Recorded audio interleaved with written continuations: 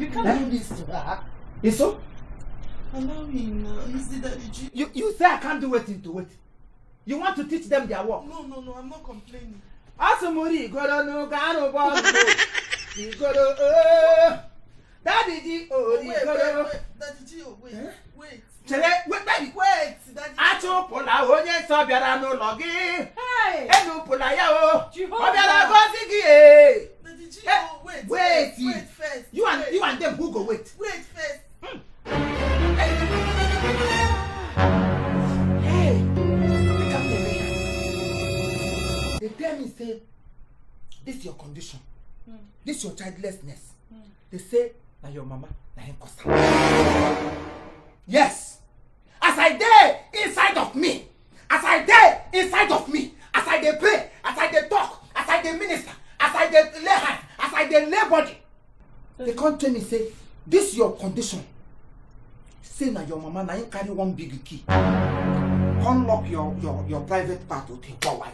Carry the key, go inside Lake of Fire. How? Go to where?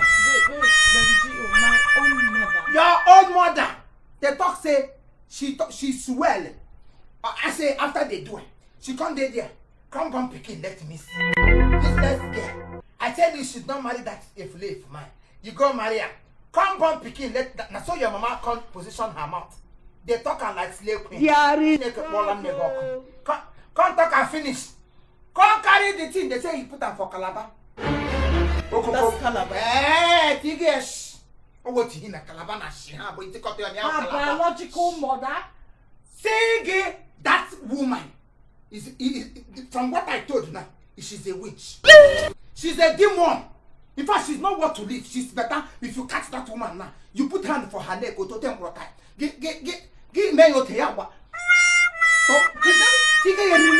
No, I'm demonstrating how you're going to kill her because she's not worth to be your mother. My own mother. How can she do that to her own child? The mama con and him too, and that woman she's an amusu. She's a witch. She's a bastard. God don't punish her. She no go see better. She don't talk to say, as I did, and I say she time. When I say make you marry him, make you marry Anthony. You know be Maria. I tell you make you marry first move. Jesus. You know Maria. Zubi Michael, I tell you make you marry.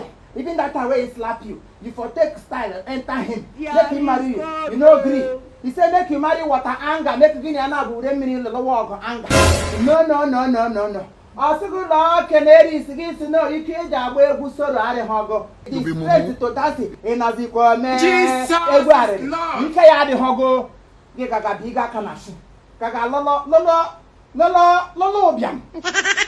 Lolo come and born, let me see you. Stupid girl. I will teach you a lesson into your life. Come on again. That's why she come there like my mother. Your mother, won't she? You're right. Do you know I am her mother? I am her mother. My mother. I want to hear it. No, I didn't mean. But you said she did something and put inside calabash. I want to know where the calabash is. Your Holy Spirit or whatever that gives you the vision will show you where that calabash is. I want to see the calabash now. No, we say na the mama. Trauma, call the police for me. Hey, no be the mama I call though. Now the thing where I want to talk say na the mama your husband mama they alive. You're mad. You're sick in the head. So you didn't know she's my mother. No, And be say. You were talking anyhow. No, I want to say your slap mother-in-law. Now in-law, I have no put for the back of that mother. Child! In-law. Yeah, oh, Mama Muriana for. That's Fanta. One you catch him when I go. By the way, when you did a good younger. I get Bugiri calabash. Oh, it's no calabash. It's here. I get Bugiri. You are going to show me where that calabash is. I am going to expose you to the world. Because Mama can't see the calabash don't disappear. I know they see them again. You need to know about I want to say some salt with you. I some hands here. So what's no more? Oh, Mama Muriana for non media. It's each of his mother-in-law. In-law. Choma.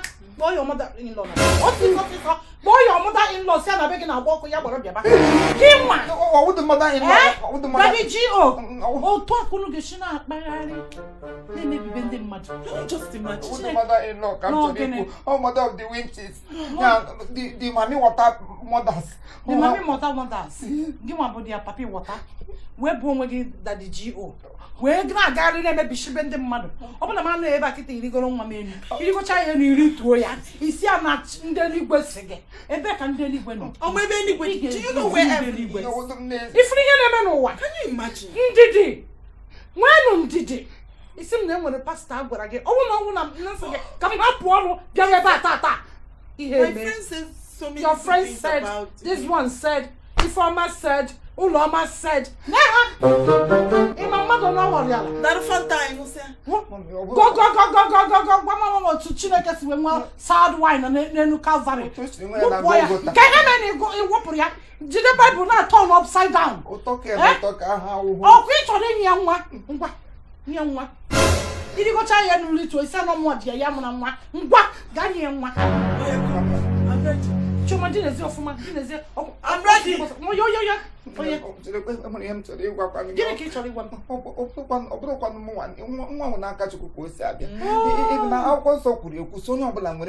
Children are gift from God. No be man they give picking. But we will be people of we will be person of God. Person of God. Yes. You will be person of Satan. Say it like that.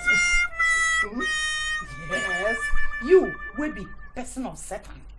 Okay. We will be person. Something. Mike and call the name. Oh, thank God. So no be we go just there. Now people go to come, pastor pray for me. I want picking.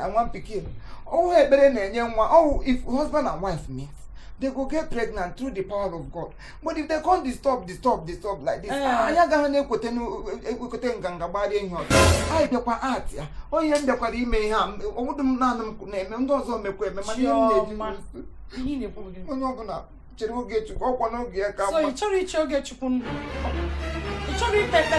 breakthrough. Choma, bunya Bible, bunyam, go Bible, so I never see a video. Insta blog. Bible, come on with your all I got I have video like that. He made you who here, walk, I thought not my anointed. What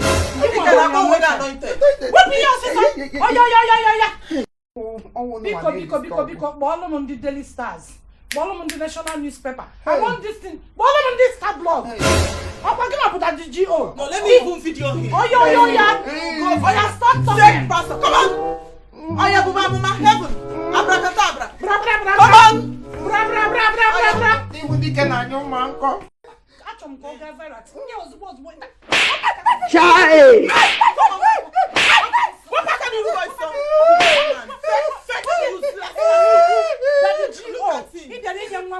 Destroy people's families and homes.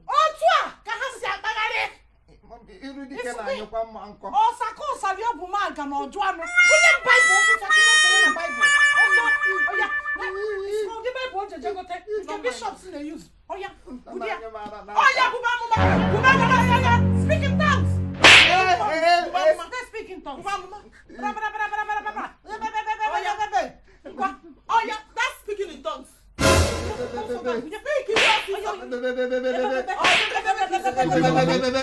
Things say they wise.